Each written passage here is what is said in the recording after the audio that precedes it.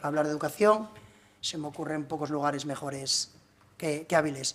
Pero además, en el tema que nos ocupa, yo creo que Avilés cuenta con un elemento que es clave, y es que en todos los barrios, en todos los rincones de la ciudad, pues hay un tejido asociativo potente y que además es muy activo y muy participativo en todo lo que tiene que ver con la vida social, y entre ella la labor educativa. Por lo tanto, lo primero, agradecer el compromiso de todas las personas, entidades que participan hoy aquí en este encuentro. Yo creo que cuando hablamos, aunque la jornada se centra en segregación escolar, yo creo que hay que hablar en general de segregación. Es decir, no creo que debamos cometer el error de circunscribir al ámbito educativo problemas que yo creo que tienen un carácter global, ¿no? Cuando hablamos de bienestar emocional, cuando hablamos de suicidio, cuando hablamos de cuestiones que afectan de manera global a la sociedad, tenemos que intentar evitar caer en el error de pensar que el sistema educativo lo va a solucionar todo. ¿Por qué? Porque, como hablamos, son problemas globales y si los enfocamos solo desde un punto de vista, pues yo creo que estamos perdiendo energía, eficiencia y, sobre todo, potencia a la hora de enfrentar los retos a los que nos tenemos que enfrentar, ¿no?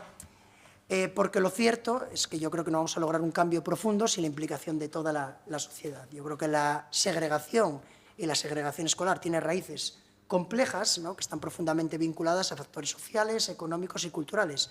De ahí que solo un abordaje multifactorial permita, pues, enfrentarlos con cierta eficacia.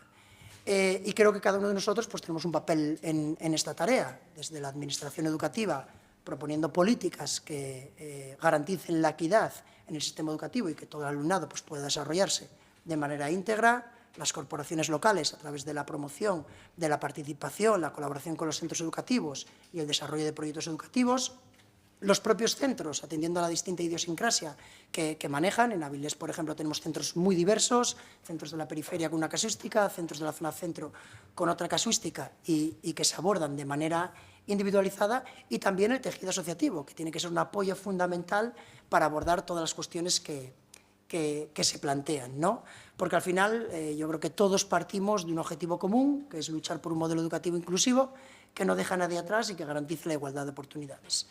Por lo tanto, pues poco menos que reiterar el agradecimiento, invitaros a que recojáis todas las aportaciones que habrá hoy, que entiendo que van a ser muchas y muy interesantes, que nos las hagáis llegar a la Consejería de Educación, ya que al final, pues, todos estos espacios de participación, estos espacios de reflexión, de construcción de conocimiento, pueden servir para orientar políticas educativas. Al final, desde la Administración, bueno, tenemos nuestros técnicos, llegamos a donde llegamos, pero lo cierto es que recibir información del terreno de primera mano y de colectivos que están implicados en todo este tipo de trabajos para nosotros es importante. Por lo tanto, nada más que lo dicho, agradeceros de nuevo el que se hayan organizado estas jornadas y que sean las primeras de otras muchas que, bueno, pueden llegar a tener incluso un carácter regional. Muchas gracias.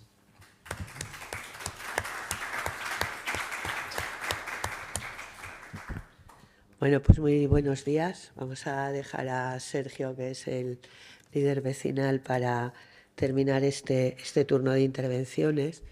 Y yo quiero saludar también a José Luis, que está aquí, de la Asociación Virgen de las Marías, que está al lado, a todos los profes que estáis en y al director, a José Ramón, a nuestros dos concejales de Participación Ciudadana y de Educación, a todos los profesionales y a las fundaciones y a las instituciones que nos ayudáis a enfrentarnos a uno de los problemas más complejos que tenemos desde el punto de vista sociológico en nuestros municipios, en nuestras ciudades, y además, en este caso, con una complejidad histórica y estructural. O sea que cuando nació la idea del proyecto de este grupo de cohesión para afrontar esta complejidad, me pareció la mejor fórmula, y además, desde mi experiencia del pasado, trabajando también en esta zona, haciendo colegios que fueron de alguna manera al final fracasando en el sentido de romper con la segregación. Esa es la historia en esta zona. Así que nuestra misión, la de David, la de hoy, es deciros, primero, que estamos completamente implicados en que se busque una solución en la que participe colectivamente el máximo número de personas que quieran contribuir a que la segregación sea un problema del pasado y contribuir sobre todo a eso que decía David. La escuela no lo puede resolver todo y mucho menos sola, ¿no? Y que la escuela y la comunidad escolar sepa que tiene al Principado, que tiene al Ayuntamiento y que tiene no solo la colaboración, sino el compromiso con este proyecto, el compromiso para sacar adelante este proyecto. Pero no es fácil, no va a ser fácil y la historia nos dice que la complejidad es máxima. Y luego la coyuntura tampoco nos acompaña en el sentido de que hay elementos que contribuyen a quizás a dar una idea de que el racismo, la xenofobia está creciendo sociológicamente y que por lo tanto tenemos una coyuntura también adversa, con lo cual nuestra labor en nuestro análisis, en nuestro diagnóstico, no solo hay que tener en cuenta la realidad de la zona, sino un poco la coyuntura global, porque en este caso tampoco nos acompaña, tampoco nos es favorable. Pero es muy importante salir victoriosos de este reto, muy importante. Y para eso hay que ir paso a paso, muy seguros, muy conscientes y usando la infraestructura de la que disponemos de la manera más inteligente posible.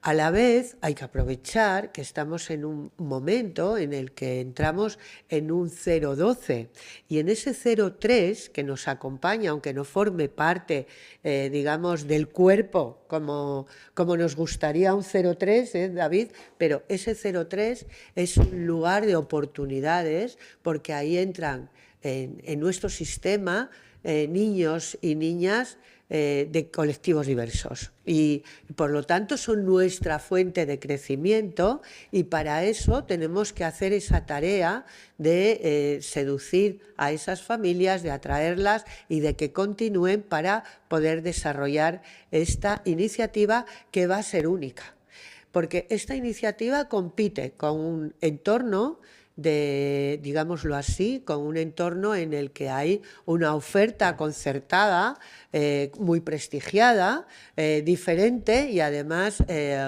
innovadora. Y por lo tanto nosotros, con los elementos que tenemos que competir en ese ecosistema, por decirlo de alguna manera, y competir con un proyecto que sea muy ilusionante. Y para que sea muy ilusionante tenemos que ilusionar a muchas personas que están en nuestro entorno y para eso es para lo que estamos aquí. Así que yo como saludo de bienvenida lo único que quiero es desearos muy buen trabajo, deciros que nuestro sistema de participación ciudadana, de educación y todo el ayuntamiento está muy involucrado con este compromiso y lo que necesita sobre todo es este tipo de encuentros, de reflexión de esta realidad tan compleja y de medir muy bien los dispositivos que ponemos para que tengan el mejor resultado posible. Nada deseo más que esta aventura llegue a buen término y sobre todo que los niños y niñas que van a pasar por este cole de entre 0 y 12 años tengan éxito en su vida y sean personas que rompan, incluso que ese ascensor social lo alcancen y sean historias de éxito. Ese es el objetivo principal de todos los que estamos aquí. Para todo ello se necesita pensar mucho, tener en cuenta todas las variables, todas las dificultades, cómo cada día vamos resolviendo retos. Así que jornadas como esta son necesarias y os deseo que sea muy exitosa. Gracias.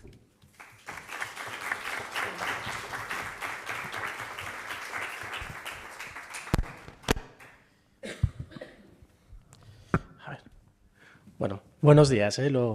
Lo primero, pedir disculpas por mi tardanza, cuestiones de tráfico. Y lo segundo, dar las gracias. Dar las gracias en mi nombre, como presidente de la Asociación de Vecinos de Jerez de Cantos. Yo creo que también que en el nombre de José Luis, que está aquí entre el público, que es el presidente de la Asociación de Vecinos del Nodo. Y bueno, un poco cómo empezó el proyecto de cohesión. Ya vamos por la tercera edición.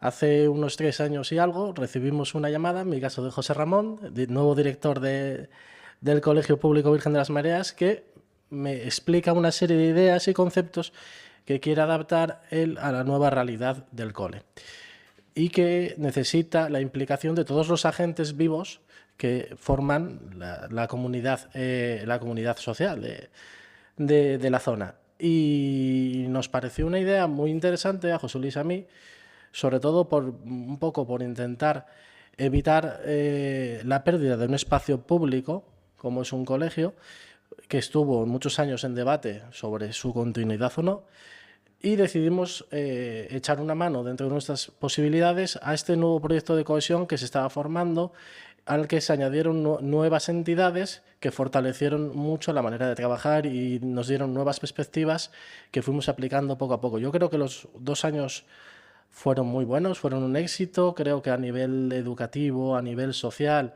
nos dio mucho a conocer a toda la comunidad educativa de Asturias. Creo que se está planteando un proyecto que puede ser de referencia regional, incluso nacional, y necesitamos la ayuda de las instituciones, y no solo de las instituciones, sino de todos los que forman una comunidad educativa, que no dejan de ser vecinos, padres, madres, profesores, alumnos, exalumnos, que puedan echarnos una mano para llevar esto adelante. Nosotros entendemos, creo, por lo menos desde mi perspectiva, este encuentro de hoy como una jornada de reflexión y de formación, ¿no?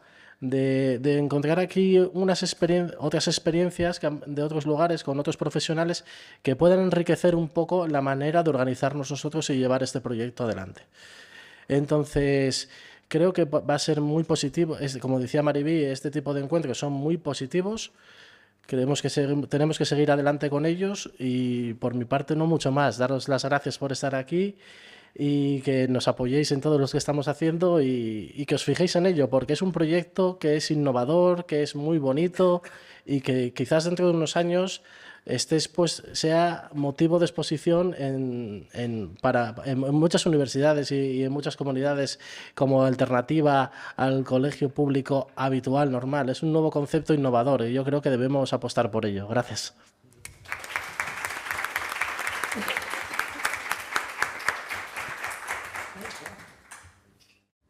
Bueno, primero me presento, yo soy Daniel Turienzo.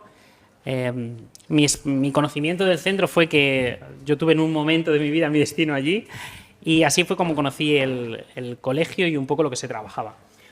Hoy vengo a hablaros un poco de segregación, además de la mano también de Mónica Nadal y de otros profesionales. Entonces yo el otro día, preparando un poco esta exposición, decía, bueno, si yo no supiera nada de segregación escolar, ¿cuáles son las primeras preguntas que me haría?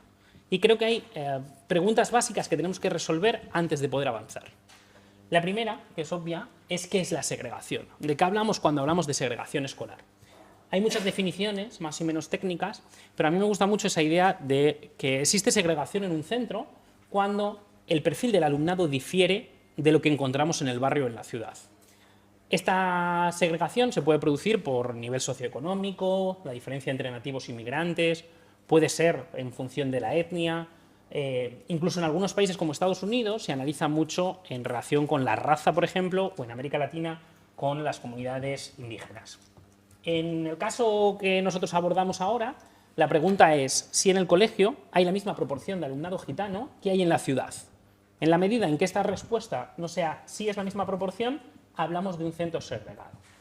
Luego, la teoría difiere un poco de cuando hablamos de colegios gueto, que es cuando superamos determinadas proporciones. Pero en cualquier caso, si en Avilés hay un 2% de alumnado gitano y en el centro hay más de un 2%, pues podemos hablar de que existe segregación. La segunda pregunta, que también me parece lógica, una vez que sabemos qué es la segregación, es ¿cuál es la causa de la segregación? Aquí encontramos dos tipos de factores, que ya lo mencionaba David. Tenemos unos factores exógenos al sistema educativo, que es, por ejemplo, cómo se distribuyen los barrios, la segregación residencial, cómo se configuran las ciudades, que son factores sobre los que educativamente no podemos influir. Son factores ajenos al sistema educativo. Pero luego tenemos toda una serie de elementos que son propios del sistema educativo. Y aquí me parece maravilloso contar con la colaboración del Principado y el Ayuntamiento, porque dentro del ámbito educativo hay mucho que podemos hacer. Es verdad que no es la solución, no es automático, pero existe mucho margen de mejora. Sabemos las causas, sabemos qué es la segregación. La siguiente pregunta sería, ¿por qué tenemos que estudiar la segregación? ¿Por qué es un elemento que nos deba de preocupar? Yo hoy estoy muy contento sabiendo que aquí tenemos un montón de profesionales que quieren saber más sobre segregación escolar, porque en el ámbito de investigación hace ya 20 años que se investiga qué es esto de la segregación y es un problema que todavía no tiene toda la visibilidad que debiera. Cuando nos preguntamos por qué estudiar la segregación, bueno, pues encontramos dos grandes grupos de motivos. Los primeros tienen que ver con los derechos humanos. Es decir, la Ley de Educación nos dice que uno de los objetivos de la educación pública y sobre todo la educación básica es contribuir a la cohesión social, contribuir a que seamos capaces de vivir en sociedad. Y a día de hoy, la escuela es la mejor herramienta que tenemos para que los diferentes convivan.